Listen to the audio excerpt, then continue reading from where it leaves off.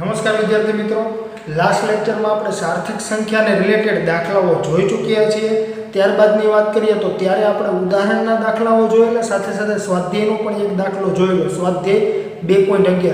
આજે આપણે સ્વાધ્યાયનો દાખલા નંબર 2.12 અને 2.13 જોશું. સાથે સાથે અમુક એક્સ્ટ્રા દાખલા કરીશું, જે દાખલાઓ તમને જેડબલઈ નીટ તથા તે ઉપરાંતની અન્ય સ્પર્ધાત્મક પરીક્ષાઓમાં ઉપયોગી હોય. તો વિદ્યાર્થી મિત્રો, સૌપ્રથમ આપણે શરૂઆત કરીશું સ્વાધ્યાય 2.12 થી. તો જોઈએ સ્વાધ્યાય 2.12. પ્રોવિઝન સ્ટોરની તુલા વડે માપેલ એક બોક્સનું દળ 2.3 kg મળે છે. હવે આ બોક્સમાં 20.15 ગ્રામ અને 20.17 ગ્રામ દળના સોનાના બે ટુકડા મૂકવામાં આવે છે. તો એ બોક્સનું કુલ દળ કેટલું થશે? બી યોગ્ય સાર્થક અંક સુધી બંને ટુકડાના દળનો તફાવત કેટલો થાય? તો વિદ્યાર્થી મિત્રો, તમને અહીંયા શું કીધેલું છે? તો કે સ્વાધ્યાય 2.12 જે છે તેમાં તમને એક બોક્સનું દળ આપેલું છે. ત્યાં બોક્સનું દળ એટલે શું? તો કે ખાલી બોક્સનું દળ છે અને ત્યાં બે સોનાના ટુકડાની વાત કરેલી છે. તો આપણે એ ત્રણ વસ્તુ જે છે તે પહેલા લખી લઈશું. એટલે કે બોક્સનું દળ small m is equals two 2.3 kg. પ્રથમ ટુકડાનું દળ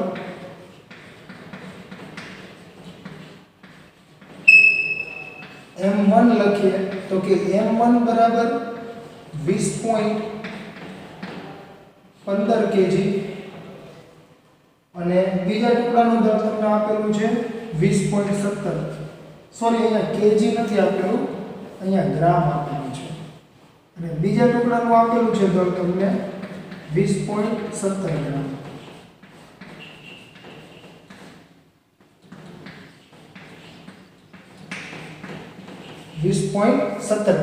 તો વિદ્યાર્થી મિત્રો, હવે તમે જોઈ શકો છો કે અહીંયા આ બંને ગ્રામમાં આપેલા છે, જ્યારે બોક્સનું દળ તમને કેજીમાં આપેલું છે.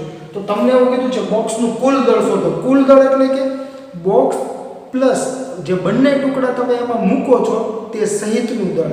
તો તમારે ત્રણેયનો સરવાળો કરવો પડશે. જો તમે સરવાળો કરો છો તો તેના બધાના એકમો સમાન હોવા જોઈએ. મેં તમને અગાઉ કીધેલું કે જો એકમો સમાન હોય તો જ સરવાળો કે બાદબાકી થઈ શકે, બાકી થઈ શકે નહીં. તો અહીંયા શું કરવું પડશે તમારે? તો કે ગ્રામને તમારે કેજીમાં ફેરવવા પડશે.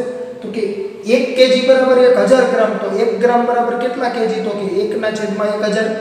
તો કે અહીંયા ભાગ્યા 1000 કરવા પડશે. જો ભાગ્યા 1000 કરો તો 3 ડિજિટ તમારે ખસેડવા પડશે ડાબી તરફ. એટલે જો તો 2 ડિજિટ જ હતા, તો મારે એક શું કરવો પડશે? 0 મૂકવો પડશે.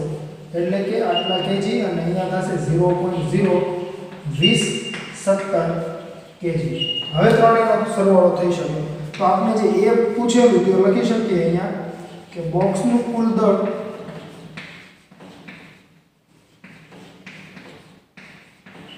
આપણે બોક્સના કુલ દળને કેપિટલ M વડે દર્શાવીએ.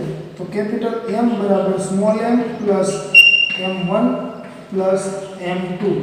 એટલે કે ખાલી બ્લોક્સ પ્લસ બંને ટુકડાઓનું દળ.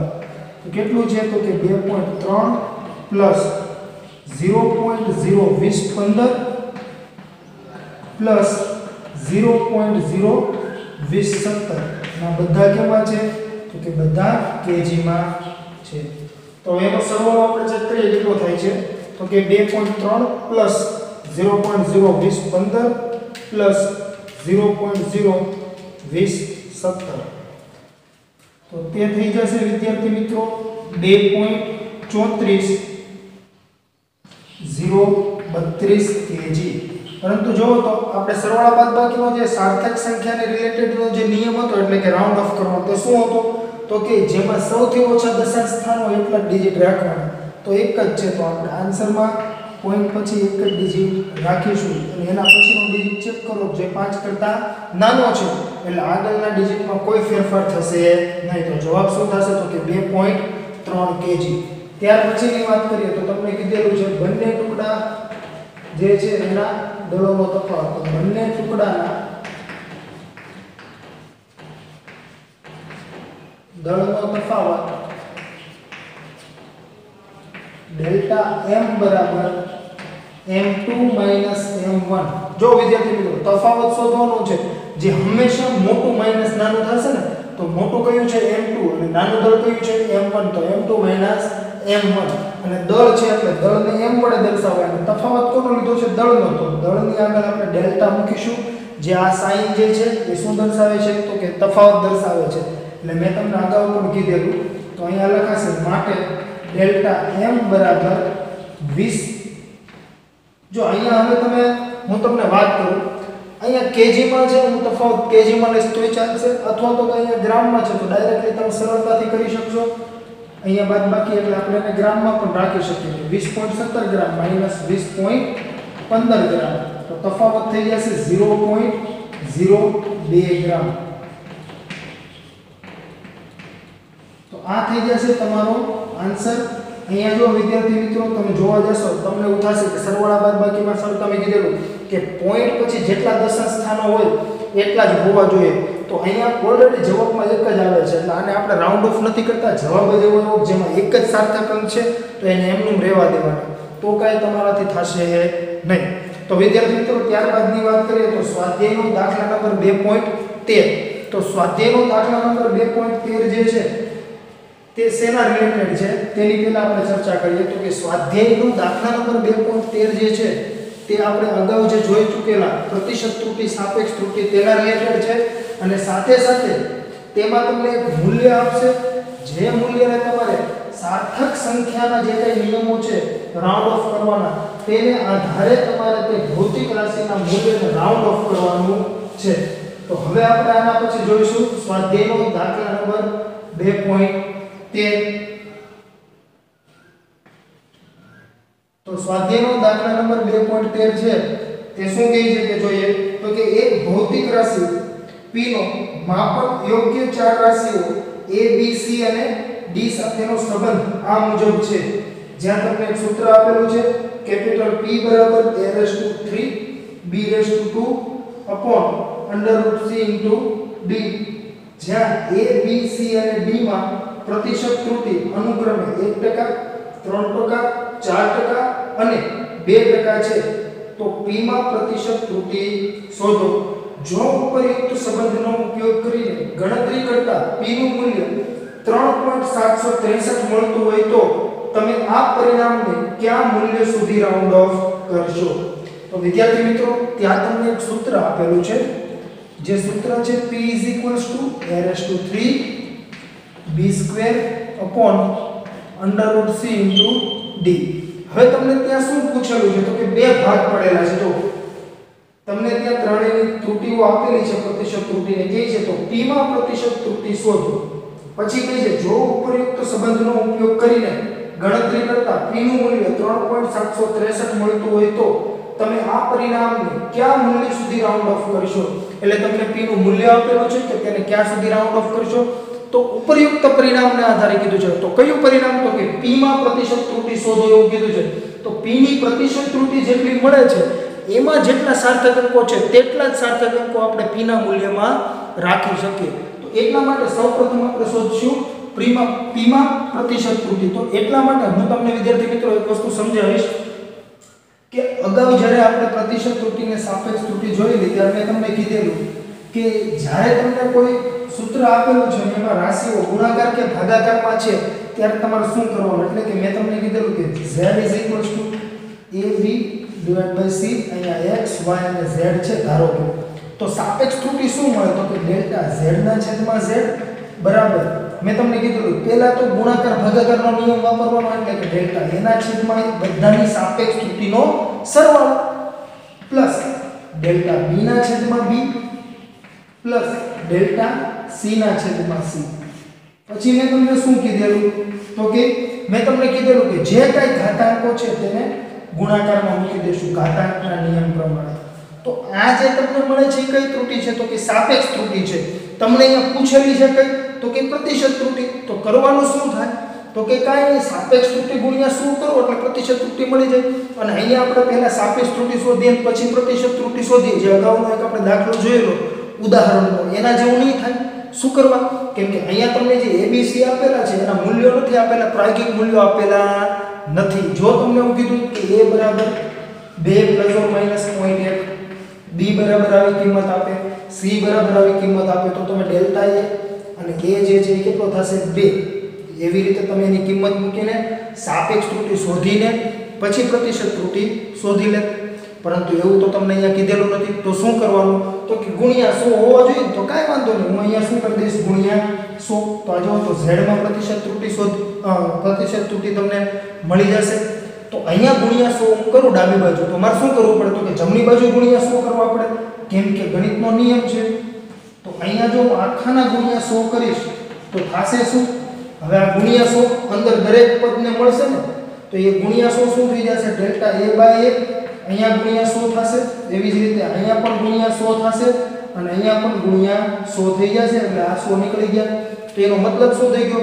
જે તમે સાપેક્ષ ત્રુટિમાં લખતા હતા એવું જ સેમ પ્રતિશત માટે મળશે ને. એટલે કે z માં પ્રતિશત ત્રુટિ બરાબર a માં પ્રતિશત ત્રુટિ, b માં પ્રતિશત ત્રુટિ અને c માં પ્રતિશત ત્રુટિનો સરવાળોના ઘાતો ડાયરેક્ટ આગળ મૂકી દો.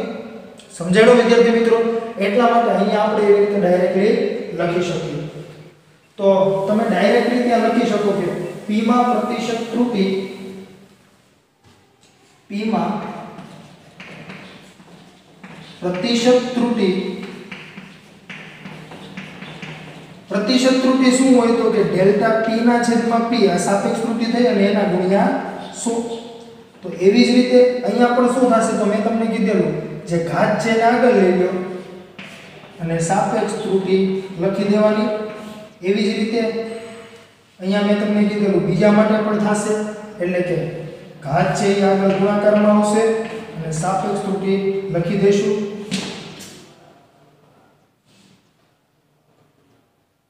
ત્યારબાદની વાત કરીએ તો કે અંડરરૂટ c છે. અંડરરૂટ c એટલે કે વર્ગમૂળમાં c છે. તો વર્ગમૂળમાં c હોવો એટલે કે c ની કેટલી ઘાત હોય છે? તો કે અડધી ઘાત, એટલે કે 1/2 ઘાત. તો ડેલ્ટા c ના છેદમાં c પ્લસ જો તો d ની કાઈ ઘાત નથી તો શું હોય? 1 હશે. ડેલ્ટા d ના છેદમાં d.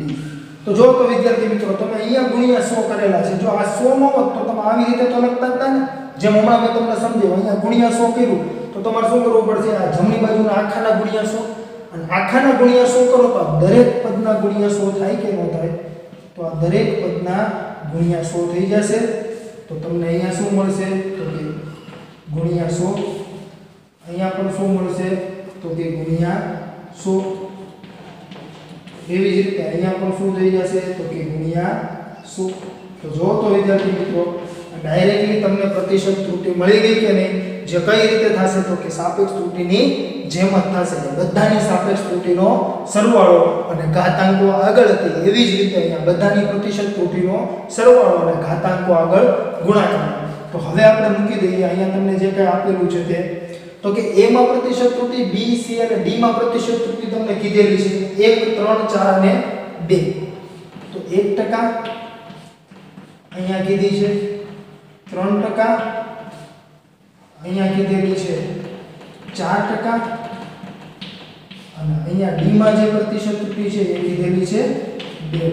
આપણે ફરીવાર એકવાર વેરીફાઈ કરી લઈએ. 1, 3, 4 અને 2. ઓકે, 1%, 3%, 4% અને 2%. તો હવે જો તો સાદુરૂપ આપો તો શું થઈ જશે? 3% પ્લસ 3 દુ 6 એટલે 6% પ્લસ અહીંયા જો તો હાફ ઇન્ટુ 4 એટલે કે 2 દુ 4 એટલે કેટલા વધશે? તો કે 2% પ્લસ 2%. તો સરવાળો કેટલો થઈ જશે વિદ્યાર્થી મિત્રો? જો તો 6 ને 3 9, 9 ને 2 11, 11 ને 2 13. તો p માં પ્રતિશત ત્રુટિ જો તો તમને કેટલી મળે છે? તો કે 13%. તો હવે જો તો તમે બીજા સ્ટેટમેન્ટ ઉપર આવી જાઓ. હવે પહેલું તમને જે પૂછેલું એ તો આવી ગયું 13%. બીજામાં શું કીધું? તો કે ત્યાં તમને બીજામાં કીધેલું જો ઉપરયુક્ત સંબંધનો ઉપયોગ કરીને ગણતરી કરતા p નું મૂલ્ય 3.763 મળતું હોય તો તમે આ પરિણામને કયા મૂલ્ય સુધી રાઉન્ડ ઓફ કરશો? તો તમારે અહીંયા લખવું પડે રાઉન્ડ ઓફ આપણે ક્યાં સુધી કરીશું એના માટે? તો કે p માં પ્રતિશત ત્રુટિમાં અથવા તો કે તમે ત્યાં ત્રુટિનો ઉલ્લેખ પણ કરી શકો જે કેટલી મળેલી છે આપને? તો કે p માં પ્રતિશત ત્રુટિ 13% બે સાર્થક અંકો છે. p માં પ્રતિશત ત્રુટિ 13% બે સાર્થક અંકો છે અથવા બે સાર્થક અંકો હોવાથી p બરાબર 3.768 એટલા છે ને? હા 763 છે, સોરી મેં 68 લખેલા છે. 763 ને બે સાર્થક અંક સુધી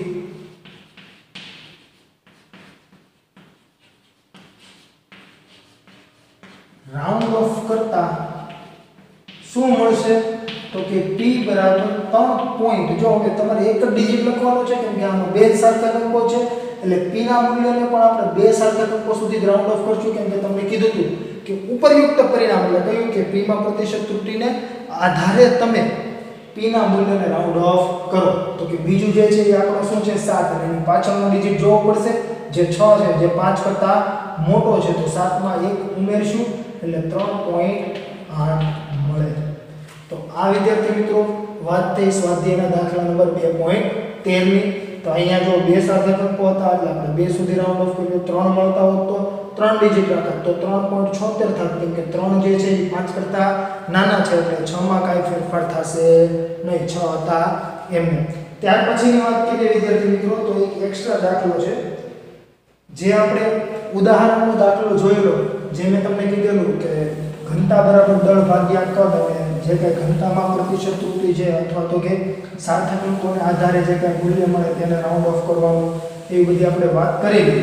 પરંતુ હું તમને એમ કહું કે ડાયરેક્ટલી તમને એવું નથી કીધેલું કે કદ આટલું છે તો તમે કેવી રીતે દાખલો ગણી શકો. તો એના માટે તમારે જે કંઈ આકારો છે લંબચોરસ છે, ચોરસ છે, એવા જે અમુક આકારો જે હોય છે જે તમે અગાઉના ધોરણમાં ભણી ચૂક્યા છો તેના તમને કદના સૂત્રો આવડવા જોઈએ. સાથે સાથે તમને તેના ક્ષેત્રફળના પણ સૂત્રો આવડવા જોઈએ જેથી કરીને નળાકારનું ક્ષેત્રફળ, નળાકારનું ઘનફળ, પછી પૃષ્ઠફળ એવા જે કંઈ સૂત્રો છે જે તમે અગાઉના ધોરણમાં ભણી ચૂક્યા છો જે આપણે દાખલામાં આવશે ત્યારે હું તમને તેનો ઉલ્લેખ પણ કરીશ, સાથે સાથે સમજાવીશ પણ કે આવી રીતે હોય છે એનું ક્ષેત્રફળ, આવી રીતે એનું ઘનફળ મળે, પૃષ્ઠફળ મળે.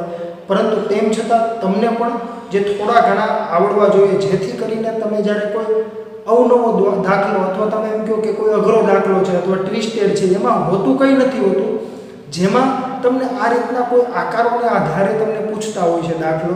તો આપણે જોઈએ એક એક્સ્ટ્રા દાખલો. તો કે તેમાં જો રકમ તમને સ્ક્રીન પર દેખાઈ રહી હશે 10.38 ગ્રામ દળ ધરાવતા સમઘનની બાજુઓની લંબાઈ 1.1 સેમી છે તો સાર્થક અંકને ધ્યાનમાં રાખીને તેની ઘનતા શોધો. તો તમને જો તો અહીંયા સમઘન આપેલો છે અને સમઘનની બાજુની લંબાઈ આપેલી છે. સમઘનની બાજુની તમને લંબાઈ આપેલી હોય તો તમને તેના પરથી તેનું કદ તો મળી જ શકે ને. તો અહીંયા આપણે એક્સ્ટ્રા દાખલો લખીએ તો સમઘનની બાજુની લંબાઈ L કહેશું. L બરાબર કેટલા કીધેલા છે તો કે 1.1 સેમી અને ત્યાં તમને કીધેલું છે દળ 10.38 ગ્રામ. તો કે સમઘનનું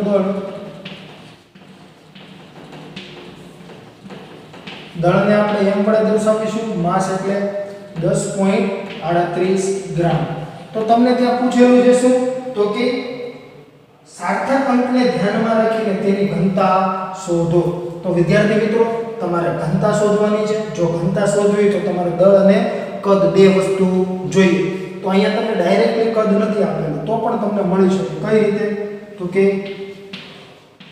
સમઘનની ઘનતાને આપણે રો વડે દર્શાવીએ છીએ ને જે તમને અગાઉ કીધેલું. તો શું કરીશું દળ ભાગ્યા કદ. તો જો તો દળ જે છે તમને ડાયરેક્ટલી આપેલું છે તો કે m અને કદ શું થશે તો કે અહીંયા સમઘન છે. સમઘનનું મેં તમને અગાઉના દાખલામાં પણ સમજાવ્યું કે સમઘનનું કદ શું હોય તો કે તમે હું તમને લંબઘનની વાત કરું તો કોઈ પણ ઘન છે તો એમાં તમે કદ કઈ રીતે મેળવતા તો કે લંબાઈ ગુણ્યા પહોળાઈ ગુણ્યા ઊંચાઈ. તો અહીંયા સમઘન છે. સમઘન એટલે કે બધી જ બાજુઓ સમાન હોય. તમે લંબાઈ અથવા પહોળાઈ અથવા ઊંચાઈ તમે કોઈ પણ લઈ લો તો બધું જ સમાન હોય. એટલે કે લંબાઈ ગુણ્યા પહોળાઈ ગુણ્યા ઊંચાઈ અથવા તો કે લંબાઈ ગુણ્યા લંબાઈ જે અગાઉના દાખલામાં આપણે જોયેલું ઉદાહરણના તો L³ થઈ જશે. એટલે કે લંબાઈનો ઘન કેમ કે લંબાઈ ગુણ્યા લંબાઈ. તો જો તો દળ કેટલું આપેલું છે તો કે 10.38 ગ્રામ અને જે કે વાત કરીએ લંબાઈની તો કે 1.1 સેમી. તો વિદ્યાર્થી મિત્રો તમને મળશે 10.38 ભાગ્યા 1.1 ભાગ્યા 1.1 ભાગ્યા 1.1 ત્રણ વાર કરવું પડશે કેમ કે 1.1 નો ઘન કીધો છે અથવા તો 1.1 નો ઘન એની કિંમત તમે અહીંયા મૂકી દો ગુણાકાર કરીને 1.1 ગુણ્યા 1.1 ગુણ્યા 1.1 અને પછી ભાગાકાર કરો બંને સરખું થશે. તો શું મળે છે તો કે 7.79 86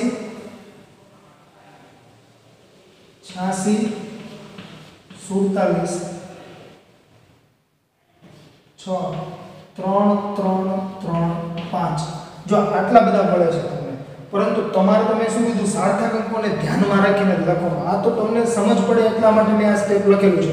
બાકી તમે આ ન લખો અને ડાયરેક્ટલી આને રાઉન્ડ ઓફ કરીને આવું લખી દો કે 7.8 ગ્રામ પર સેન્ટીમીટર ક્યુબ તો પણ ચાલે, કોઈ મૂંઝાવાની જરૂર નથી.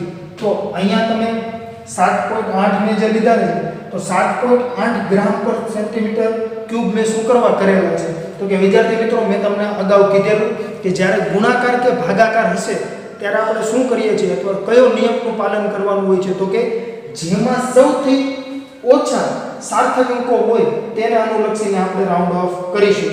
તો જો તો આમાં કેટલા સાર્થક અંકો છે તો કે 1 2 3 અને 4 અને આમાં કેટલા છે તો કે 1 અને 2. તો જવાબમાં કેટલા હોવા જોઈએ તો કે 2 જ હોવા જોઈએ.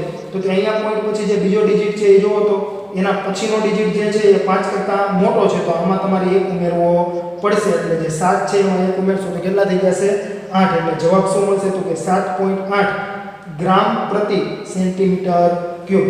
તો વિદ્યાર્થી મિત્રો આવી રીતે તમને દાખલાઓ પૂછાઈ શકે અથવા તમને એવું પણ આપી શકે આને કેજીમાં આપે આને સેન્ટીમીટરમાં આપે. તો તમારે હંમેશા જ્યારે ઘનતા હશે અથવા કોઈ પણ રાશિ હોય તો વિદ્યાર્થી મિત્રો એક એકમ તમને એસઆઈમાં આપે અને એક સીજીએસમાં અથવા એક એમકેએસમાં એક સીજીએસમાં આપે તો એવી રીતે ચાલશે નહીં. કાં તો તમારે બંનેને સીજીએસમાં ફેરવવાના કાં તો બંનેને એમકેએસમાં એટલે કે આ કેજીમાં હોય અને આ સેન્ટીમીટરમાં હોય તો તમારે સેન્ટીમીટરને કાં તો મીટરમાં ફેરવો અથવા કેજીને ગ્રામમાં ફેરવો જો આને સેન્ટીમીટરમાં રહેવા દેવો હોય તો. એટલે ઘનતાનો એકમ તમે જો અહીંયા મેં ગ્રામ પ્રતિ સેન્ટીમીટર ક્યુબ લખો. હું તમને એમકેએસ ની વાત કરું શું હોઈ શકે તો કે કેજી પ્રતિ મીટર ક્યુબ. આ તો જે છે ગ્રામ પ્રતિ સેન્ટીમીટર ક્યુબ. આ શું થઈ ગયો સીજીએસ એકમ છે. આ કયો છે એમકેએસ કેમ કે દળનો એકમ કેજી અને લંબાઈનો એકમ મીટર. આ એના સીજીએસ એકમ થઈ ગયા ગ્રામ અને સેન્ટીમીટર. તો એનું પણ તમારે ખાસ ધ્યાન રાખવું. ત્યાર પછી જે મેં તમને લાસ્ટ લેક્ચરમાં એક વાત કરેલી કે ક્યારેક એવું પણ બને કે ગુણાકાર હોય. જે મેં તમને કીધેલું કે ક્ષેત્રફળ શોધવું છે તો કે લંબાઈ ગુણ્યા પહોળાઈ. તો લંબાઈ ગુણ્યા પહોળાઈ કરો તો ત્યાં નિરપેક્ષ ત્રુટિ નહીં હોય પ્રાયોગિક મૂલ્યમાં. પ્રાયોગિક મૂલ્યમાં નિરપેક્ષ ત્રુટિ હશે. પરંતુ જ્યારે ગુણાકાર ભાગાકારની વાત આવે તો ત્યારે જે તમારે ત્રુટિ શોધવાની થાય તો તેના નિયમમાં તમે શું શીખી ગયા છો તો કે ગુણાકાર ભાગાકારમાં સાપેક્ષ ત્રુટિનો સરવાળો હોય તો કે પ્રાયોગિક મૂલ્યમાં તો સાપેક્ષ ત્રુટિ હોય નહીં. તો ત્યારે શું કરવું તો ત્યારે મેં તમને કીધેલું બુકમાં જે ટકાવારી પ્રમાણે હતું મેં તમને એક સાદી રીતે શીખવાડેલું કે પહેલા ગુણાકાર કે ભાગાકાર જે આપેલું છે એ કરી નાખવાનું ને પછી સૂત્ર મૂકીને સાપેક્ષ ત્રુટિનું અને એમાંથી પછી એની ત્રુટિ શોધી લેવાની. તો હવે આપણે જોઈએ એક એવો દાખલો કે જેથી કરીને તમને એનો વધારે આઈડિયા આવે. તો એની રકમ તમને સ્ક્રીન પર દેખાઈ રહી હશે વિદ્યાર્થી મિત્રો. તેમાં શું કીધેલું છે તો કે એક પદાર્થનું દળ કેપિટલ M બરાબર 20.000 ગ્રામ અને કદ કેપિટલ V બરાબર 10.00 સેન્ટીમીટર ક્યુબ છે. તો ઘનતામાં મહત્તમ નિરપેક્ષ ત્રુટિ કેટલી હોય એમાં તમને ઓપ્શન આપેલા છે 4 જે એમસીક્યુ સ્વરૂપે છે. તો એમાંથી આપણે કયો જવાબ આવે છે તે ચેક કરી. તો તમને ત્યાં વિદ્યાર્થી મિત્રો ઘનતા શોધવાની કીધેલી છે. તો ત્યાં આપણે એક્સ્ટ્રા આપણે દાખલા સ્વરૂપે જ ગણીએ.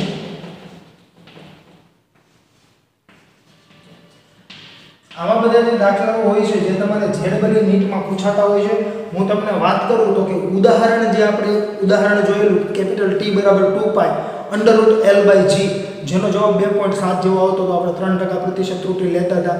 તે ZEE માં પૂછાયેલો છે 2015 માં, સેમ ટુ સેમ એવી જ રીતે અને એ જ જવાબ આવે છે. ત્યારબાદ હું તમને વાત કરું તો પ્રતિશત ત્રુટિના જે આપણે દાખલાઓ ગણેલા તેવા પણ બેઠા દાખલાઓ પૂછાયેલા છે ZEE માં.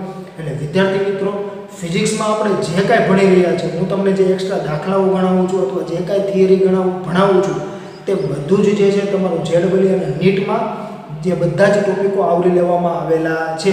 એટલે જ હું તમને અહીંયાથી વધારાના દાખલા પણ કરાવું છું, સાથે સાથે હોમવર્કમાં પણ આપું છું જે તમારે સોલ્વ કરવા, સાથે સાથે તમને મટીરિયલમાં જે કાંઈ MCQ સ્વરૂપે આપેલા છે તે પણ તમારે સોલ્વ કરવા, જેથી કરીને તમારી વધુ પ્રેક્ટિસ થશે, જેથી કરીને તમે જી અને નીટમાં સારો સ્કોર કરી શકો.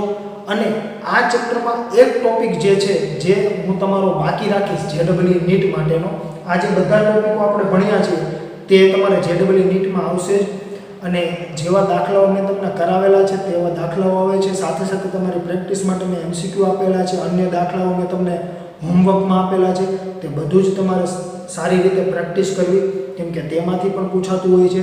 અને એક અન્ય ટોપિક જે મેં તમને કરાવેલો નથી, જે તમારી ટેક્સ્ટ બુક લેવલે આપણે વાત કરીએ તો તેમાં નથી, પરંતુ તમે પ્રેક્ટિકલી તે કરવાના છો.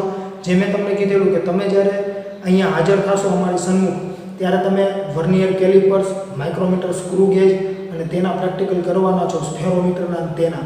તો એમાં જે MSD અને LSD જે છે એટલે કે લોઅર સ્કેલ ડિવિઝન અને મેન સ્કેલ ડિવિઝન અથવા વર્નિયર સ્કેલ ડિવિઝન એટલે કે VSD અને MSD એવું કહેતા હોય છે. તો એના જે કાંઈ જે ZEE અને નીટમાં પૂછાતા પ્રશ્નો છે તે કઈ રીતે સોલ્વ કરવા, તો એ જ્યારે તમે હાજર થશો ત્યારે હું તમને એ ટોપિક કરાવીશ. બાકીના તમારા તમામ ટોપિકો ક્લિયર થઈ જશે. હવે આના પછીનો જે એક ટોપિક છે તે બાકી રહેલો છે, તે છે પારિમાણિક સૂત્રો અને વિશ્લેષણો અને પરિમાણનો. તે પણ આપણે અહીંયા ભણીશું અને સાથે સાથે તેના રિલેટેડ પણ ઘણા દાખલાઓ પૂછાતા હોય છે, જેની પણ આપણે ખૂબ વધુને વધુ પ્રેક્ટિસ થાય એવો પ્રયાસ કરીશું. તો વિદ્યાર્થી મિત્રો, હવે આપણે જોઈએ આ દાખલો. તો એમાં જો તમને અહીંયા દળ આપેલું છે, તો અહીં દળ એવું તમે લખી શકો, દળ કેપિટલ M બરાબર કેટલું કીધેલું છે તો કે 20.000 ગ્રામમાં છે, બરાબર છે. અને ત્યારબાદની વાત કરવી છે કદની, તો કે કદ કેપિટલ V બરાબર 10.00 સેન્ટીમીટર ક્યુબ. જો હમણાં મેં તમને કીધેલું ચેક કરો તો એકમો કેમાં છે તો કે ગ્રામ અને સેન્ટીમીટરમાં, તો ફેરવવાની જરૂર છે નહીં. હવે આપણે શું કરીશું તો કે તમને આમાં એવું કીધું છે કે મહત્તમ નિરપેક્ષ ત્રુટિ કેટલી હશે, કેમાં તો કે ઘનતામાં. તો એટલા માટે જો તો તમે અહીંયા ચેક કરશો તો તમને હું એ વાત કરું કે ડેલ્ટા M અને ડેલ્ટા V કેટલો છે, તો તમે કહી શકો તો કે અહીંયા તમને જો પ્રાયોગિક મૂલ્યો જે આપણે અગાઉ જોતા કે M બરાબર 20 ± 1 2 3 એવું કંઈ આપેલું નથી. તો અહીંયા ડેલ્ટા M કેટલો થશે તો કે અગાઉ આપણે જે ઉદાહરણનો દાખલો છે કેપિટલ T = 2π √LG માં મેં તમને કીધેલું કે ત્યાં એવું કહે છે કે 1 સેકન્ડ વિભેદન શક્તિવાળા સાધન વડે તમે સમય માપો છો, એનો મતલબ શું થઈ ગયો કે ત્યાં લઘુત્તમ માપ ત્રુટિ આવી ગઈ. એવી જ રીતે તમને જો તો અહીંયા 20 અને અહીંયા 10 આપેલા, સાથે સાથે પોઈન્ટ પછી અહીંયા 3 ડિજિટ આપ્યા છે અને અહીંયા 2 ડિજિટ આપ્યા છે. એનો મતલબ શું થયો કે આ જે કંઈ સાધનો વડે માપન થયેલું છે તેની સચોટતા કેટલી છે તો કે પોઈન્ટ પછી 2 ડિજિટ, પોઈન્ટ પછી 3 ડિજિટ. એ શું સૂચવે છે તો કે એની લઘુત્તમ માપ શક્તિ સૂચવે છે. તો અહીંયા જે કંઈ ત્રુટિ હશે એ કઈ હશે તો કે અહીંયા લઘુત્તમ માપ ત્રુટિ હશે. તો કે ડેલ્ટા M અને ડેલ્ટા V તમને મળી જશે. તો કે કેટલો હશે તો કે ડેલ્ટા M જે છે એ તમે લખી શકો 0.001 અને V છે એ કેટલો આવશે તો કે 0.01. તો અહીંયા લખી શકાય કે M અને V માં અહીંયા કેપિટલ V હોય છે કદ માટે, લઘુત્તમ માપ ત્રુટિ છે માટે કેપિટલ ડેલ્ટા M બરાબર 0.001 ગ્રામ અને ડેલ્ટા V બરાબર 0.01 સેન્ટીમીટર ક્યુબ. તો વિદ્યાર્થી મિત્રો હવે આપણે જોઈએ ઘનતા. જો તમને ઘનતાની નિરપેક્ષ ત્રુટિ કીધી છે. હવે તમે જુઓ તો ઓલું મેં તમને કીધેલું કે a બરાબર l ગુણ્યા b હોય તો તમે આ બે નો ગુણાકાર કરી શકો અને પછી ત્રુટિ જે છે તો ત્રુટિ સાથે તમારી જે હશે એ નિરપેક્ષ ત્રુટિ હશે, પણ ગુણાકાર ભાગાકારમાં તો આપણે સાપેક્ષ ત્રુટિનું ભણેલા. તો થાશે કેવું? તો કે તમે આ જે સૂત્ર છે સૂત્ર પ્રમાણે શું લખી શકો? તો હું ઘનતાનું સૂત્ર લખીશ તો મને શું મળશે? તો લખીએ આપણે તો કે ઘનતા બરાબર દળ ભાગ્યા કદ, એટલે કે ρ શું મળી જશે? m/v. તો કે m કેટલો છે? તો કે 20. v કેટલો છે? તો કે 10. તો ρ કેટલો થઈ ગયો? 2 ગ્રામ પ્રતિ સેન્ટીમીટર ક્યુબ. હવે શું કરે? તો મેં તમને કીધેલું હતું, હવે આપણે સૂત્ર મૂકી દઈએ. તો કે સૂત્ર શું મૂકશું? તો કે ρ m/v. હવે જો તો તમે આ ગુણાકાર ભાગાકારનો નિયમ વાપરો તો શું થશે? તો કે તમને મેં કીધેલું z માં પ્રતિશત ત્રુટિ બરાબર અથવા તો કે z માં સાપેક્ષ ત્રુટિ બરાબર આ જે કાંઈ રાશિઓ છે એ બધાની સાપેક્ષ ત્રુટિનો સરવાળો, એટલે કે ડેલ્ટા ρ ના છેદમાં ρ બરાબર ડેલ્ટા m ના છેદમાં m પ્લસ ડેલ્ટા v ના છેદમાં v. તો તમને મળશે શું? તો કે તમારે જો ડેલ્ટા ρ શોધવો છે, તમને કીધું ઘનતામાં મહત્તમ નિરપેક્ષ ત્રુટિ, તો તમારે ડેલ્ટા ρ ને કરતા બનાવવા તો ρ આ સાઈડ જશે તો બંનેના ગુણાકારમાં આવશે ને, એટલે કે ρ delta m/m plus ρ delta v/v આવું મળશે. કેમ કે જો આ જે છે છેદમાં છે, જમણી બાજુ જશે તો ગુણાકારમાં, જે આખાના ગુણાકારમાં હશે એટલે કે બંનેના સેપરેટ ગુણાકારમાં આવી શકશે. તો અહીંયા તમે હવે જો તો ρ ની કિંમત જાણો છો ને આ બધાની કિંમત જાણો છો, બધાની કિંમત મૂકી દો. ρ કેટલો છે? 2, જે અહીંયા આપણે શોધેલું છે. ત્યારબાદની વાત કરીએ તો કે ડેલ્ટા m કેટલો છે? તો કે ડેલ્ટા m છે 0.001. m કેટલો છે? તો કે 20. ત્યારબાદની વાત કરીએ તો કે ડેલ્ટા v કેટલો છે? તો કે ડેલ્ટા v છે 0.01 અને v કેટલો છે? તો કે 10. હવે આ બધાની આપણે કેવી રીતે ગણતરી કરી લઈએ તો મળી જશે આપણને જવાબ. તો કે 2 ગુણ્યા 0.001 ભાગ્યા 20. તો જવાબ આવશે 0.0001 પ્લસ 2 ગુણ્યા 0.01 ભાગ્યા 10, એટલે જવાબ આવશે 0.002. તો આ બંનેનો સરવાળો કરશો તો જવાબ શું થઈ જશે? 0021.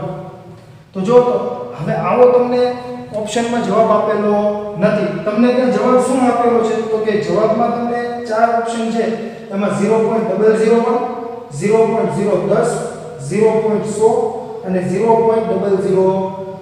તો વિદ્યાર્થી મિત્રો તમે જો આને રાઉન્ડ ઓફ કરશો એક સાથે ક્રમ સુધી તો તમને જવાબ મળી જશે. એટલે કે હું આવું છે આને હું રાઉન્ડ ઓફ કરું શું થઈ જશે? 0.002. કેમ કે જે 1 છે એ તો 5 કરતા નાના છે, તો આગળની સંખ્યામાં કોઈ ફેરફાર થશે નહીં. તો આ થઈ ગયો તમારો ડેલ્ટા ρ. અને જો વિદ્યાર્થી મિત્રો મહત્તમ નિરપેક્ષ ત્રુટિ એવો શબ્દ વાપરે અથવા એવું કહે કે નિરપેક્ષ ત્રુટિ શોધો તો પણ આ જ મળશે. મહત્તમ નિરપેક્ષ ત્રુટિ શોધો એવું પૂછે તો પણ તમારે આ જ કરવાનું થશે, જેનું હું તમને પર્ટિક્યુલર રીઝન કહી દઈશ કે તમને કેમ મહત્તમ નિરપેક્ષ ત્રુટિ શોધો એવું કહેતા હોય છે જનરલી. કેમ કે જ્યારે આપણે ગુણાકાર ભાગાકાર સરવાળા બાદબાકીમાં જે ત્રુટિઓના સંયોજનોની વાત કરેલી કે જ્યારે એક કરતાં વધુ રાશિઓની જ્યારે આવી ક્રિયાઓ થતી હોય છે ત્યારે જે કંઈ ત્રુટિઓ રચાય છે તે ત્રુટિઓ માટે તમને 4 શક્યતા મળતી હતી, એટલે કે ± ડેલ્ટા a ± ડેલ્ટા b. અને એ 4 શક્યતાઓ મેં ત્યારે તમને સમજાવ્યું, plus plus minus minus minus plus plus minus AV રીતે હોઈ શકે. જેમાંથી સૌથી વધુમાં વધુ કેટલી હોઈ શકે? તો કે બંને પ્લસ હોય એટલી. અને જ્યારે મેં તમને અગાઉ સરેરાશ નિરપેક્ષ ત્રુટિ ભણાવેલું ત્યારે મેં કીધેલું કે કોઈ રાશિ a છે એનું મૂલ્ય કેટલું હોય? તો કે a bar minus delta a બાર એના કરતાં હંમેશા મોટું, અને કેનાથી ઓછું? તો કે a bar plus delta a બાર, એટલે કે આ બંનેની વચ્ચે જ હોય. આનાથી વધુ હોઈ શકે નહીં અને આનાથી ઓછું હોઈ શકે નહીં. એટલે કે આનાથી વધુ ન હોય, આનાથી ઓછું ન હોય. એટલે જે કે આપણે અહીંયા હું તમને વાત કરું કે કોઈ પણ જે છે રાશિ, બરાબર છે, હું તમને પ્રાયોગિક મૂલ્ય આપ્યું, હું તમને કહું એનું પ્રાયોગિક મૂલ્ય 20 ± 2 છે. તો આ જે નિરપેક્ષ ત્રુટિ છે એટલી જ હોવી એવી જરૂરી નથી. આટલું હોઈ શકે, એનાથી વધુ ન હોઈ શકે, એનાથી ઓછું પણ ન થાય. એટલે કે આનું મૂલ્ય હું માઇનસ કરું તો 18 અને પ્લસ કરું તો 22. તો આ રાશિ છે ને એનું મૂલ્ય 18 અને 22 ની વચ્ચે જ હોય. તો એટલા માટે ત્યાં આપણે મહત્તમ નિરપેક્ષ ત્રુટિ બોલતા હોઈએ છીએ અને મહત્તમ નિરપેક્ષ ત્રુટિ જ ત્યાં તમને મળશે. કેમ કે જે આપણે ગુણાકાર ભાગાકારના ને એ બધા જે કઈ ત્રુટિઓના સંયોજનના નિયમો જોયા તે મહત્તમ નિરપેક્ષ ત્રુટિ માટે જોયા હતા. તો વિદ્યાર્થી મિત્રો, ત્યારબાદની હું તમને વાત કરું તો આપણે ઉદાહરણ જોયું કેપિટલ T બરાબર 2π√L/g. ત્યાં તમને જે ઘડિયાળની વાત કરેલી તેની વિભેદન શક્તિ આપેલી અને તેને આધારિત પણ દાખલાઓ ઘણીવાર જી અને નીટમાં હોય છે, અથવા તેને આધારે તમને એવું પણ નીટમાં અથવા જીમાં પૂછાઈ શકે કે ત્યાં તમને સમય આપેલો હોય એમ કહી દે કે આનો આવર્તકાળ શોધો, તો કઈ રીતે મળી શકે. તો આપણે એવો એક દાખલો જોઈએ. એક સ્ટોપવોચનું લઘુત્તમ માપ 0.1 સેકન્ડ છે, $20નો સમય 20 સેકન્ડ છે. તો આવર્તકાળમાં પ્રતિશત ત્રુટિ શોધો. જો ત્યાં તમને શું આપેલું છે તો કે ત્યાં તમને એવું કીધું છે સ્ટોપવોચનું લઘુત્તમ માપ. તો લઘુત્તમ માપ એટલે સ્ટોપવોચ જે માપે છે એ તો સમય જ હશે અને એ શું થઈ ગયું તો કે સમયની લઘુત્તમ માપ ત્રુટિ એટલે કે ડેલ્ટા ટી. ત્યારબાદ તમને શું આપેલું છે તો કે $20નો સમય 20 સેકન્ડ છે. તો કે n આપી દીધું, મેં તમને કીધું હતું ત્યાં n શું હોય તો કે ડોલરોની સંખ્યા કેટલી છે 20 અને t પણ આપેલો છે સ્મોલ t, કેટલો કીધો છે 20 સેકન્ડ. તો જો તો વિદ્યાર્થી મિત્રો, આવર્તકાળમાં પ્રતિશત ત્રુટિ શોધવાની છે. તો કે પહેલા તો તમારે આવર્તકાળ શોધવો પડશે. આવર્તકાળ મળશે પછી તમને આવર્તકાળમાં પ્રતિશત ત્રુટિ મળશે. શું કરવા તો કે આવર્તકાળ જે છે, આવર્તકાળનું સૂત્ર શું છે તો કે આવર્તકાળ એટલે એની વ્યાખ્યા મુજબ જોઈએ તો કે $1 માટે લાગતો સમય. તો કુલ સમય ભાગ્યા ડોલરોની સંખ્યા હું કરી નાખું તો કુલ સમય શું છે t ભાગ્યા ડોલરોની સંખ્યા. જે આ સૂત્ર આપણે અગાઉ પણ જોઈ ગયા છીએ. તો આનાથી તમને શું મળી જશે તો કે આવર્તકાળ મળી જશે તો કે 20/20. તો આવર્તકાળ કેટલો થઈ ગયો તો કે 1 સેકન્ડ. એટલે કે 1 સેકન્ડમાં 1 ડોલર થતું હોય, કેમ કે $20 માં 20 સેકન્ડ લાગ્યો સમય. તો $1 માટે 1 સેકન્ડ હશે. હવે જો તમને આવર્તકાળમાં પ્રતિશત ત્રુટિ શોધવાનું કીધું છે. તો આવર્તકાળમાં પ્રતિશત ત્રુટિ એટલે થયું શું ડેલ્ટા t ના છેદમાં t ગુણ્યા 100. કેમ કે આવર્તકાળની સાપેક્ષ ત્રુટિ ગુણ્યા 100. પરંતુ ત્યાં તમે ચેક કરો તો તમને ડેલ્ટા t આપેલો છે નથી આપ્યો. તો ત્યારે મેં તમને કીધેલું કે ડેલ્ટા t આપેલો ન હોય તો તમને ડેલ્ટા t મળી જશે. કઈ રીતે તો કે આ સૂત્ર પરથી. ત્યાં મેં તમને કીધેલું તેમ છતાં આપણે એકવાર અત્યારે હું સમજાવી દઉં કે t બરાબર સ્મોલ t ના છેદમાં n છે. તો ડેલ્ટા t બરાબર શું લખાય તો કે ડેલ્ટા t ના છેદમાં n. એટલે કે આવર્તકાળમાં થતો ફેરફાર અથવા તો કે આવર્તકાળની નિરપેક્ષ ત્રુટિ બરાબર ડેલ્ટા t એટલે કે કુલ સમયમાં મળતો તફાવત. જો વાસ્તવમાં નિરપેક્ષ ત્રુટિ એટલે તફાવત જ છે, જે આપણે જોઈ ગયા અગાઉ કે સાચા મૂલ્ય અને જે કંઈ તમારું અવલોકનનું જે કંઈ મૂલ્ય હશે તે મૂલ્ય અને જે કંઈ સાચું મૂલ્ય છે તેના તફાવતના માનને એટલે કે માનાંકમાં મૂકો જે મળે તફાવત એને શું કહેતા હતા આપણે નિરપેક્ષ ત્રુટિ. તો જો તો આમાં ત્રુટિ તો કે અહીંયા પણ ત્રુટિ. અને જો વિદ્યાર્થી મિત્રો મેં અહીંયા n જ રાખેલો, ત્યાં ઉદાહરણના દાખલામાં પણ n રાખેલો અને અત્યારે પણ એમ જ કહું છું કે n જ આવશે. શું કરવા તો કે એમાં ત્રુટિ ન હોઈ શકે, એ એક ફિક્સ ચોક્કસ સંખ્યા છે એટલે ત્યાં n લખાય નહીં. અને એટલા માટે જ આપણે ત્યાં ડેલ્ટા t ના છેદમાં કેપિટલ T મૂકતા હતા અને n કેન્સલ એટલે ડેલ્ટા t ના છેદમાં સ્મોલ t આવી જતો હતો. તો તમે અહીંયા લખી શકો એવી રીતે કે ડેલ્ટા કેપિટલ T બરાબર ડેલ્ટા સ્મોલ t ના છેદમાં n. તો ડેલ્ટા સ્મોલ t કેટલું આપેલો છે તમને 0.1 અને ભાગ્યા કેટલા કીધા છે 20. તો ભાગ્યા 20 થશે તો શું આવશે ડેલ્ટા t તો કે 0.005 સેકન્ડ. કેમ કે 1/20 હોય તો શું આવે તો કે 0.05 અને હજી આ પોઈન્ટ છે એટલે શું આવી જશે 0.005.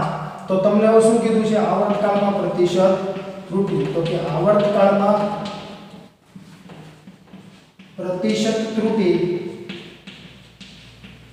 શું હોય તો કે ડેલ્ટા ટી ના છેદમાં ટી ગુણ્યા 100. તો આવર્તકાળમાં પ્રતિશત ત્રુટિ આપણે અહીંયા લખીએ ડેલ્ટા ટી ના છેદમાં ટી ગુણ્યા 100%. આવું લખતા હશું આપણે. તો એના માટેની વાત કરીએ તો તમને શું મળશે તો કે ડેલ્ટા ટી મળી ગયો છે 0.005. કેપિટલ ટી કેટલો છે તો કે 1 સેકન્ડ અને ગુણ્યા 100. તો તમને કેટલો મળશે જવાબ તો કે 0.5%. તો કે આવર્તકાળમાં પ્રતિશત ત્રુટિ થશે 0.5%. ત્યારબાદની વાત કરીએ વિદ્યાર્થી તો કે આવી રીતે જો તમને આ દાખલો થતો હોય છે તો આ જે ફંડામેન્ટલ જે છે મેં તમને અગાઉ પણ સમજાવેલું અને અત્યારે પણ સમજાવેલું. તો આવી રીતે તમને એક વસ્તુ જે અન્ય પર આધારિત છે એવા તમને ZEE અને નીટમાં પ્રશ્નો પૂછાતા હોય છે. ત્યારબાદની વાત કરીએ તો કે હજી મેં તમને આ જે દાખલો ગણાવેલો t બરાબર 2π/L/G માં ત્યારે મેં તમને વાત કરેલી કે ત્યાં તમને એવું કીધેલું કે સ્મોલ g માં પ્રતિશત ત્રુટિ શોધો.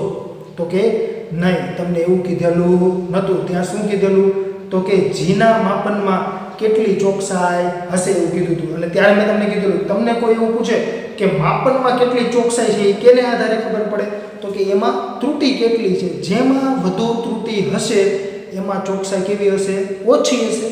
કેમ કે હું એમ કહું કે હું એક કામ કરું છું ત્યારબાદ હું એક અન્ય બીજું કામ કરું છું.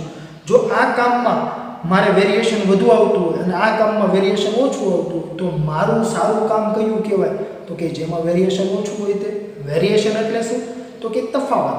જે કાંઈ હું એમ કહું કે મેં 2 નોટના બંડલ છે, 2 બંડલ હું ગણું છું. જે બંને નોટના બંડલ છે એ બંનેમાં 100 નોટ છે. હું અહીંયા નોટ ગણીશ ને તો મારે 99 થાય છે અને હું આ નોટ ગણું છું તો 104 થાય છે. તો જો તો આ જે મેં બીજું બંડલ ગણ્યું એમાં 104 નોટ થઈ તો 4 નો તફાવત આવ્યો. તો આમાં ત્રુટિ વધુ છે અને આમાં ત્રુટિ ઓછી છે. તો જેમાં ત્રુટિ ઓછી છે એ કામની ચોકસાઈ વધુ થઈ ને એટલે કે જે પેલું બંડલ ગણ્યું એમાં 99 નોટ થઈ હતી તો સાચા મૂલ્યની વધુ નજીક હશે એટલે કે એમાં ચોકસાઈ વધુ હશે. તો કે જેમાં પ્રતિશત ત્રુટિ વધુ એમાં ચોકસાઈ ઓછી અને જેમાં પ્રતિશત ત્રુટિ ઓછી એમાં ચોકસાઈ વધુ. તો એટલા માટે આપણે એવો જ એક એક્સ્ટ્રા દાખલો જોઈએ જ્યાં તમને એક ઘનની વાત કરેલી છે, તેની લંબાઈ, પહોળાઈ અને ઊંચાઈના મૂલ્યો આપેલા છે. જેને આધારે તમારે એવું નક્કી કરવાનું છે કે કયા માપનમાં ચોકસાઈ સૌથી ઓછી હશે. તો વિદ્યાર્થી મિત્રો તેમાં તમને કીધેલું છે એક ઘનની લંબાઈ, પહોળાઈ અને જાડાઈનું માપન અનુક્રમે 125.6 સેમી, 6.5 સેમી અને 0.23 સેમી છે. તો આમાંથી કયું માપન સૌથી ઓછું ચોકસાઈ વાળું છે?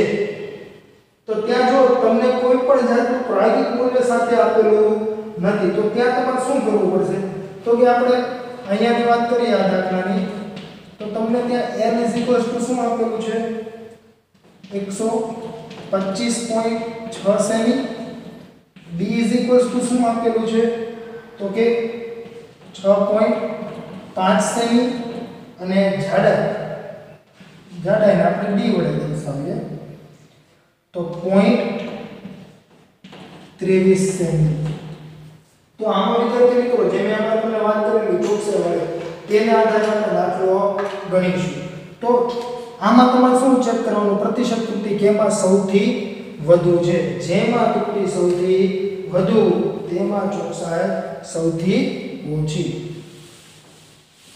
એના માટે આપણે શું કરવું પડશે તો કે તમારે બધાની નિરપેક્ષ ત્રુટિ જોશે.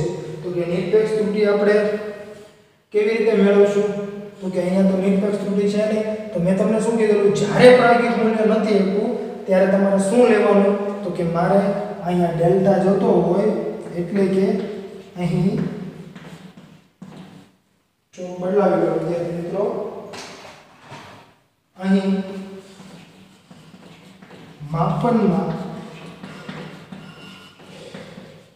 લઘુત્તમ માપ ત્રુટિ છે એવું લખી દઈશું. જો તમારે જ્યારે આને સોલ્વ કરતા ત્યારે લખવાની જરૂર નથી MCQ લેવલ અન્ય કોઈ દાખલાઓમાં તમે ડાયરેક્ટલી ડેલ્ટા એલના મૂલ્ય લખી શકો. આ તો તમને વધુ આઈડિયા આવે એટલે હું લખું છું કે જેથી કરીને તમે અમુક સમય બાદ પણ આને જો દાખલાઓમાં તો તમારાથી ભૂલ થાય નહીં. એટલે ડેલ્ટા એલ બરાબર શું લખાશે તો કે 0.1 સેમી. Delta B is equals to શું થઈ જશે તો કે 0.1 સેમી અને delta D is equals to શું થશે તો કે 0.01 સેમી. જો હજી એકવાર સમજાવી દઉં, જો કોઈને ખ્યાલ ન આવેલો હોય તો લઘુત્તમ માપ એટલે કે શક્ય એટલું કેટલું ઓછામાં ઓછું માપી શકે તે માપ. એટલે જો તો ઓછામાં ઓછું કેટલું માપી શકે તો કે 0.1 સુધી જ, કેમ કે જો પોઈન્ટ પછી એક જ ડિજિટ આપે છે.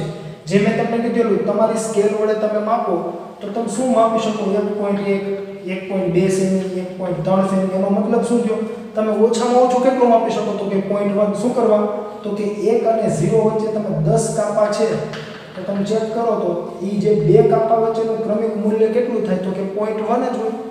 એટલા માટે તો અહીંયા વાત કરીએ તો કે આ બંનેમાં સેમ 0.1 અને જે ડી છે તેમાં 0.01 સેમી. તો વિદ્યાર્થી મિત્રો એટલા માટે હવે આપણે ચેક શું કરવાનું છે તો કે લંબાઈમાં પ્રતિશત ત્રુટિ, પહોળાઈમાં પ્રતિશત ત્રુટિ અને જાડાઈમાં પ્રતિશત ત્રુટિ. તો કે લંબાઈમાં પ્રતિશત ત્રુટિ બરાબર ડેલ્ટા એલ ના છેદમાં એલ ગુણ્યા 100. તો બરાબર શું લખાશે તો કે ડેલ્ટા એલ એટલે 0.1 અને એલ કેટલો આપેલો છે તો કે 125.6 ગુણ્યા 100. તો તમને શું મળશે તો કે 0.1 ગુણ્યા 100 ભાગ્યા 125.6. તો ત્યાં તમને મળે છે એક જ મિનિટ 0.1 ભાગ્યા 125.6 ગુણ્યા 100 એટલે કે 0.0796%. તો જો તો તમને ત્યાં આટલા ટકા મળે છે તો હવે આપણે એને શું કરીશું તો કે હવે આપણે એને રાઉન્ડ ઓફ કરીશું. તમે આને રાઉન્ડ ઓફ કરશો તો તમને શું મળશે તો કે 0.08%. કેમ તો કે ત્યાં ચેક કરો તો પોઈન્ટ પછી જે ડિજિટ છે તે આપણે અહીંયા સુધી રાઉન્ડ ઓફ કરવું છે તો આ ડિજિટ જે છે તે 5 કરતાં મોટો છે. તો 5 કરતાં મોટો ડિજિટ હોય તો આગળનામાં 1 ઉમેરવાનો. હવે પછી વિદ્યાર્થી મિત્રો હું તમને આ જે માહિતી છે આજે આપણે વાત કરીએ આજે લેક્ચરમાં, ત્યારબાદના લેક્ચરમાં હવે આઈ થિંક તમને ખ્યાલ આવી ગયો છે કે રાઉન્ડ ઓફ કેવી રીતે થતું હોય. તો હવે આપણે એનો ઉલ્લેખ નહીં કરીએ જેથી કરીને આપણા લેક્ચરની સમય મર્યાદા જળવાઈ રહે. ત્યારબાદની વાત કરીએ તો કે આ લંબાઈમાં પ્રતિશત ત્રુટિ મળી. હવે આપણે જોઈએ પહોળાઈમાં પ્રતિશત ત્રુટિ.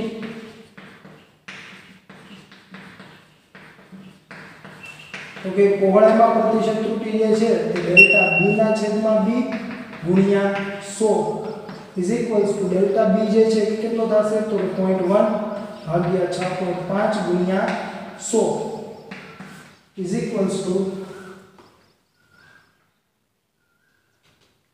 0.1 divided by 6.5 into 100.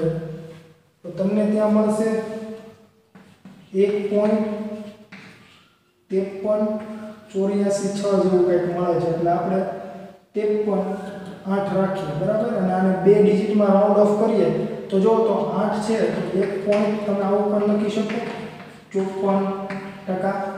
આપણે પોઈન્ટ પછી બે ડિજિટ રાખીએ જેમ કે અહીંયા બે રાખ્યા છે એમાં પણ બે રાખીએ. ત્યારબાદની વાત કરીએ તો કે જાડાઈમાં પ્રતિશત ત્રુટિ.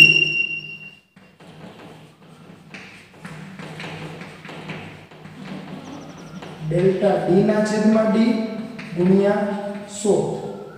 તો જાડાઈમાં પ્રતિશત ત્રુટિ છે તો એમાં ડેલ્ટા ડી કેટલો છે તો કે 0.01 અને ડી નું મૂલ્ય શું છે તો કે 0.23 ગુણ્યા 100. તો જો તો 0.01 divided by 0.23 into 100. તો ત્યાં કેટલા મળે છે તો કે 4.34 અને પાછળ છે 78. અને જો તો બે ડિજિટમાં તમે રાઉન્ડ ઓફ કરશો તો શું મળશે 4.35%. તો જો ચેક કરો તો વિદ્યાર્થી મિત્રો કેમાં સૌથી વધુ પ્રતિશત ત્રુટી છે, તો કે સૌથી વધુ પ્રતિશત ત્રુટી જે છે તે તમને મળશે કેમાં, તો કે જાડાઈમાં.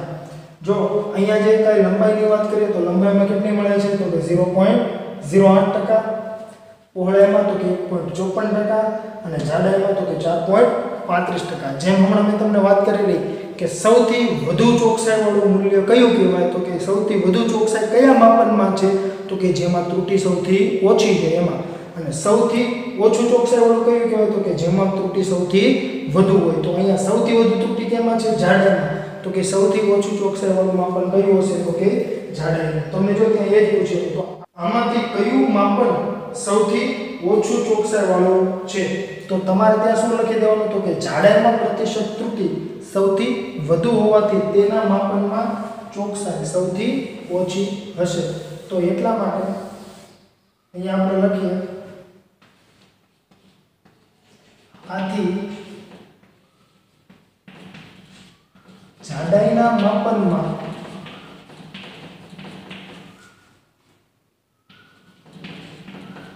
પ્રતિશત ત્રુટી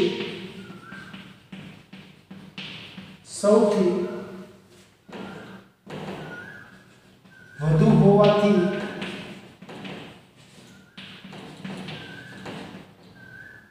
તેનું માપન સૌથી ઓછી અથવા ઓછી ચોકસાઈવાળું હશે. સૌથી લખવામાં તો કાંઈ ફેર પડશે નહીં. તો આવી રીતે આવા જે કંઈ એમસીક્યુ અથવા દાખલાઓ હોય તે થતા હોય છે, જે તમને જેડબલઈ તથા અન્ય સ્પર્ધાત્મક એક્ઝામો તથા નીટમાં પણ ઉપયોગી થતા હોય છે. તો કે આવા જે કંઈ દાખલાઓ અથવા એમસીક્યુ જે છે તે હું તમને અહીંયાથી હોમવર્કમાં આપીશ, જે તમારે રફ બુકમાં પહેલાં ટ્રાય કરવાની છે. ત્યારબાદ જ્યારે હું તમને અહીંયાથી સોલ્યુશન મોકલીશ ત્યારે તમારે તે વેરીફાઈ કરીને પછી તમારી ફેર બુકમાં લખવાનું છે.